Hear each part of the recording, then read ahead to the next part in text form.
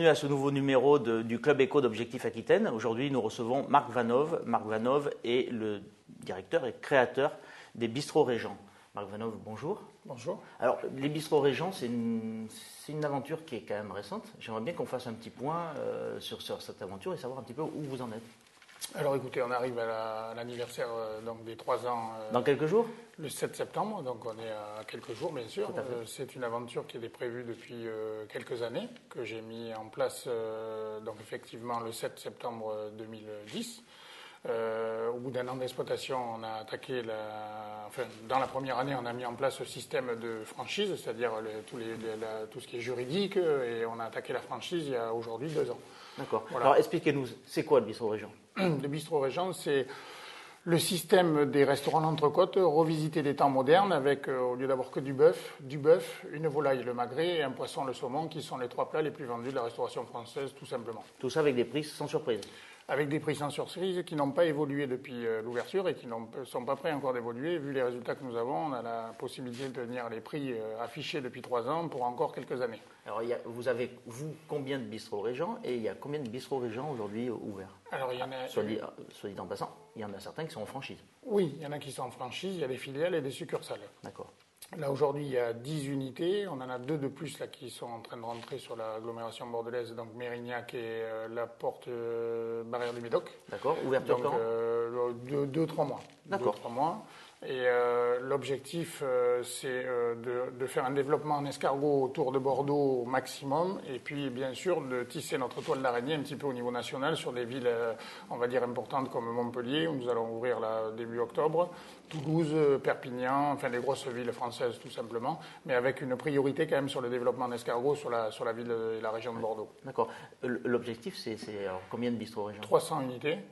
Oui, quand même. Oui, c'est l'objectif. Ça, il faut toujours viser la Lune pour en avoir un croissant. C'est vrai. Moi, je veux mon croissant de Lune, je ne veux pas la Lune, parce que celui qui vous dit qu'il va décrocher la Lune, c'est un menteur. Moi, je ne suis pas un menteur, je suis quelqu'un qui planifie, on va dire, mon développement, et mon objectif visé est bien 300 unités.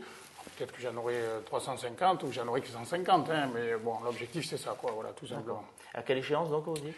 Alors, entre 3 et 5 ans. D'accord. Voilà. Alors, dites-moi, tout à l'heure, vous avez glissé, j'ai envie d'y revenir, sur le fait que vous aviez planifié la chose. C'est-à-dire que, je crois que c'est en 2005, vous aviez repris une adresse emblématique de la gastronomie bordelaise, qui était le Café Régent, place Gambetta. Ouais. À l'époque, vous saviez déjà que vous alliez faire des bistrots Régent ? Alors à l'époque, non. À l'époque, je savais que j'allais avoir un développement, mais je pensais au début prendre des établissements de qualité comme le Régent dans les plus grandes villes françaises. D'accord, des adresses plutôt Et je me suis rendu compte qu'en exploitant des adresses de qualité, et d'ailleurs aujourd'hui on s'en aperçoit, il n'y a aucune chaîne d'établissements de qualité parce que c'est tenu par des hommes, et je me suis rendu compte que ce n'était pas possible. Donc à partir du moment où je me suis rendu compte que ce n'était pas possible parce que c'était très compliqué, je suis parti dans la simplicité et j'ai cherché quelque chose qui soit facilement exploitable par des gens qui ne soient pas nécessairement du métier, parce que pour réussir dans la franchise, il faut être ouvert aux non-professionnels également. Donc j'ai, on va dire, revisité le système des restaurants d'entrecôte avec on va dire, une approche plus moderne et un petit peu plus ouverte qu'eux, qui est un peu rigide. Et puis surtout, eux, ils n'ont jamais essayé de se développer, alors que moi, mon objectif, c'est vraiment de me développer. Donc, ils ont servi de test pendant 50 ans aux produits que moi, je développe aujourd'hui, tout simplement. C'est une évolution, finalement, du modèle l'entrecôte. Oui, tout à fait. Alors, par contre, je n'ai pas copié. J'ai revisité le système, parce qu'il y a des gens qui ont dit, oui, c'est vrai que j'ai dit, vous aimez l'entrecôte, vous adorez le bistrot. Vous avez été un peu provocateur au départ. C'est le slogan, mais vous savez, il faut toujours être provocateur pour pouvoir sortir un petit peu des sentiers battus habituels. Rappelez-vous, l'animateur de radio, Arthur, il disait, en rentrant sur les ondes, je suis le plus con des animateurs. L'animateur le plus con de la bande des Voilà, donc c'est comme ça qu'il est sorti. Donc je ne vous le conseillerais pas, mais enfin, lui, il a trouvé sa voie comme ça. Je vais essayer de trouver un autre. Moi, j'essaye d'être toujours, on va dire, un peu un agitateur. Et quels sont les atouts de votre franchise ? Alors, les atouts, c'est le prix et le rapport qualité-prix et, disons, un ensemble de détails qui créent le concept. Mais sans dévoiler les détails, le prix, on est au prix d'une pizza depuis 3 ans et encore plus aujourd'hui, puisque les pizzas commencent à nous dépasser. Quand vous arrivez devant une pizza, tout le monde sait ce que c'est. On ne vous donne même pas de pain, un petit peu d'huile piquante et basta, comme on dit. Chez nous, vous avez le réchaud avec le plat, la sauce, la viande, un saladier de laitue, un saladier de frites à volonté et une corbeille de pain. Donc ça veut dire qu'il y a un rapport qualité-prix qui est quand même plus important qu'une pizza.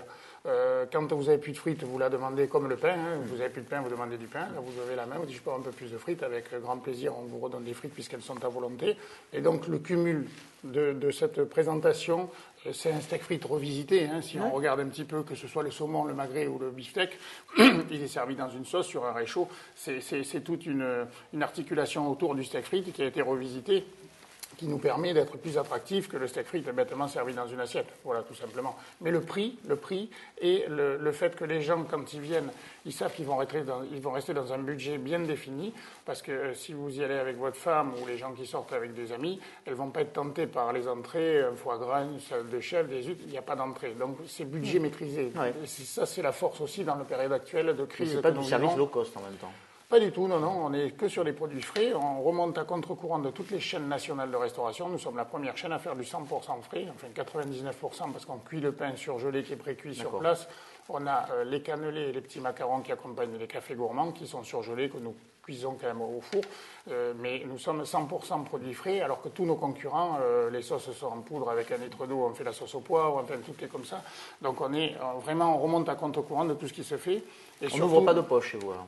Non, si, des poches, mais c'est la viande. On a ouvert notre boucherie, donc on produit notre viande, on la livre dans tous nos bistrots régents. Et c'est vrai que là, en effet, c'est de la viande fraîche, mais que nous mettons sous vide avec une DLC de 15 à 18 jours. Vous avez ouvert votre boucherie? Oui, on a ouvert notre boucherie pour... vous savez, moi je regarde, j'ai jamais été à l'école, donc je regarde et j'écoute. Le baron Bic, il s'occupe de tout ce qu'il vend, il fabrique tout. Et nous, on ne va pas tout fabriquer, mais on va essayer de faire... On fait notre sauce, que nous livrons à tout le monde, la fameuse sauce Charmentia. On s'occupe de la viande, bientôt on va s'occuper des frites, de la salade, et ça nous permet de maîtriser et d'avoir des coûts de production beaucoup moins importants, puisqu'on évite en gros 2 intermédiaires, donc à peu près 40%. D'accord. Mais est-ce que cette boucherie, elle aura pignon sur rue un jour? Pas du tout. C'est une boucherie qui est exclusivement pour les bistrots régents. Là, on est déjà en train de prévoir le transfert de la boucherie parce qu'on n'est pas dépassé par les événements, hein, loin de là. Mais on a ouvert la boucherie dans un contexte de grandeur qui peut servir 20 établissements. Et comme nous en sommes à 12 ou 15 dans quelques mois, on va être obligé de commencer à préparer les plans de la nouvelle boucherie qui va être, elle, plus en grandeur nationale pour livrer au niveau national. Oui, tout à fait, oui. Ce sera Bordeaux. Alors, dites-moi, les franchisés, est-ce que c'est compliqué de devenir franchisé bistrot régent? Alors, et quels sont pas très compliqué. On a deux capitaux. Alors, on a 2 articulations possibles. On est un des seuls à proposer ça. C'est des bistrots régents tout neufs ou de la logotisation. La logotisation à partir d'un établissement existant. Voilà, et ça revient entre 2 et 4 fois moins cher. Donc, c'est quand même pas négligeable parce que le retour sur investissement est quand même plus rapide et surtout est plus accessible aux gens qui veulent récupérer la franchise bistrot régent. Alors, on a des restaurateurs existants, là actuellement 2 qui sont en train de nous prendre la franchise. Donc, pour eux, c'est simple, ils ont déjà l'établissement. Il y a un code couleur, une charte architecturale avec un fil conducteur, mais on ne casse pas tout. D'accord. On s'adapte. Voilà, mais quand on arrive, on comprend de suite que c'est un bistrot régent, parce qu'évidemment, au niveau extérieur, les enseignes, les bâches, les tapis, les tables, les réchauds, les nappes, enfin, il y a beaucoup de logotisation qui fait qu'il y a un fil conducteur. C'est un petit peu comme les établissements logis de France. Il y a une marmite jaune avec du bois dessous, mais ils n'ont que ça en commun. Nous, on a quand même plus que ça. Vous voyez ce que je veux dire ? Et l'avantage, c'est qu'au lieu d'avoir des investissements de 1 million ou 1,2 million, on arrive à faire des bistrots régents à partir de 300 000 à 400 000 euros. Donc c'est quand même 2 à 3 fois, à 4 fois moins cher. Parce qu'1,2 million, 300 000, c'est de 1 à 4 fois le montant. Donc c'est quand même intéressant. Je suppose que vous êtes extrêmement sollicité du coup, non? Alors, il faut savoir une chose. Comment on fait pour faire le tri alors, il faut savoir une chose, c'est qu'on a entre 6 et 700 demandes par an, mais que sur ces 600-700 demandes, on n'a que 20-25 personnes qui traversent les mailles du filet et qu'on reçoit dans nos bureaux. Sur ces 24 personnes, à peu près de douzaines, on signe. Alors, sur les débuts, les gens sont méfiants parce qu'on est une chaîne naissante, donc ils sont méfiants. On a signé la première année 2 franchises. La deuxième année, on va en être à 6, donc ça va faire 8, plus nos 4 succursales, on va être à 12. Et plus on avance et plus on signe, si vous voulez. Bien sûr. Donc là, on espère bien, dans l'année à venir, sur les 24 ou 30 personnes qu'on va recevoir dans les bureaux, arriver à en signer au moins 50%, parce que la mayonnaise commence à prendre et que ça commence à prendre corps et que les gens commencent à prendre plus confiance. Le plus difficile, le rythme d'ouverture sera quoi, une quinzaine par an, quoi, grosso modo? Le rythme, c'est Donc première année 2, deuxième année 6, troisième année 15. Là, on va être 25. À partir du moment où vous êtes 25, donc je vais faire le salon de la franchise à Paris, mais à un niveau évidemment des plus grosses ambitions. Oui, avec beaucoup de représentativité. Voilà, comme Planète Sushi, comme Sushi Shop, un gros stand avec 20-25 unités. Là, après, on peut signer entre 30 et 45 ouvertures par an. D'où la rapidité dans la logotisation. C'est-à-dire que quand on part sur des bistrots Régent tout neufs, entre les permis de construire, les recherches de locaux, là, ça met un an et demi. Alors que nous, en logotisation, ça va très très vite. Donc on peut faire entre 30 et 45, mais on peut même en faire beaucoup plus. Tout est une question de structure, de tête de réseau pour pouvoir assumer, on va dire, les ouvertures dans un contexte de qualité, bien sûr, bien défini et respectueux de la charte de qualité. Avec un petit peu de recul qui est le vôtre, le chiffre moyen, le CA moyen d'un bistrot Régent, c'est combien? Ça sera à peu près 1,2 million d'euros. D'accord. Voilà, nous on fait beaucoup plus, mais j'essaie de viser des unités un peu moins grosses que les nôtres parce que je préfère qu'il y ait une régularité de qualité plutôt que trop de places assises qui génèrent une fréquentation plus soutenue et qui est plus difficilement maîtrisable par des gens non professionnels. Nous sommes des professionnels de la restauration. J'ai certains professionnels de la restauration, je peux faire quelques exceptions, mais on essaie de bloquer à 130 places assises alors que nous on a 180 places partout. Je sais que vous êtes très attaché comment dirais-je, aux bonnes relations que vous entretenez avec votre personnel. Aujourd'hui, c'est combien de personnes, Bistrot Régent, ça vous employez combien de personnes? Alors, franchisés compris ou c'est à peu près 120 personnes. 120 personnes. Un établissement, l'établissement, je veux dire, historique, celui du cours Clémenceau, face à votre ancien établissement Café Régent. Le Bistrot Régent, c'est en moyenne, c'est combien de couverts par jour? C'est combien de personnes? C'est un chiffre d'affaires de combien? Un chiffre d'affaires à peu près 2,5 millions d'euros. Une vingtaine de salariés. La fréquentation va de 250-300 couverts minimum sur les débuts de semaine à 750 sur la fin de semaine par jour. D'accord. Bon, alors, je vais dire presque sans transition, on sait par expérience que la politique vous intéresse. Oui. On le sait du côté de Bordeaux en particulier. Est-ce que c'est toujours quelque chose qui fait partie de... Vous parliez de planification tout à l'heure. Est-ce que ça fait partie des choses que vous avez planifiées? Est-ce que la politique est encore c'est mon objectif de vie. L'économie politique, oui. L'économie politique est mon objectif. J'aimerais pouvoir mettre en œuvre mes idées de gestion au niveau économique pour notre pays, plus que pour une ville, même si je m'étais présenté à l'élection à la mairie de Bordeaux, c'était plus un clin d'œil et puis montrer un petit peu ma tête pour qu'on sache que j'étais intéressé par la politique. Après, j'ai beaucoup de choses à m'occuper en ce qui concerne mes affaires, donc je privilégie le développement de mes affaires qui me permettra, quand j'aurai 200 ou 300 bistrots Régent, enfin, quand je parlerai, je pense qu'on m'écoutera un petit peu plus. Aujourd'hui, je comprends tout à fait. Il y en a certains qui m'ont dit « Oui, occupez-vous de vos restaurants ». Donc, je m'occupe de mes restaurants. Ils ont tout à fait raison.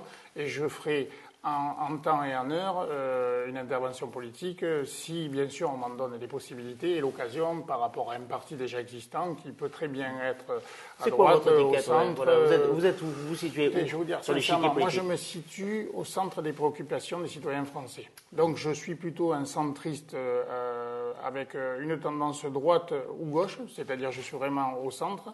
Et surtout, je serai là où les gens me donneront la chance d'intervenir pour ce que je pourrais apporter tout simplement dans l'économie.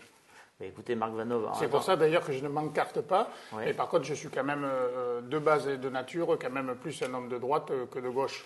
Je suis plutôt centre-droite. Mais avec une... Vous savez, tout le monde a quand même du social au fond de soi. Je ne pense pas qu'il y ait beaucoup de gens qui n'aiment pas les gens, quoi. Je veux dire, quand on fait de la politique, quand on fait du commerce, il faut aimer les gens. On reçoit des gens toute la journée. Quand on fait de la politique, on s'occupe de la gestion des différentes choses qui interviennent dans la vie des gens. Donc il faut quand même aimer les gens. Moi, j'aime les gens. Donc c'est pour ça que je dis, je peux être à gauche comme à droite, comme au centre. Si c'est la droite qui m'appelle ou le centre ou la gauche, honnêtement, si on me donne le poste que j'attends, j'irai, quoi, franchement, parce que je suis là pour rendre service.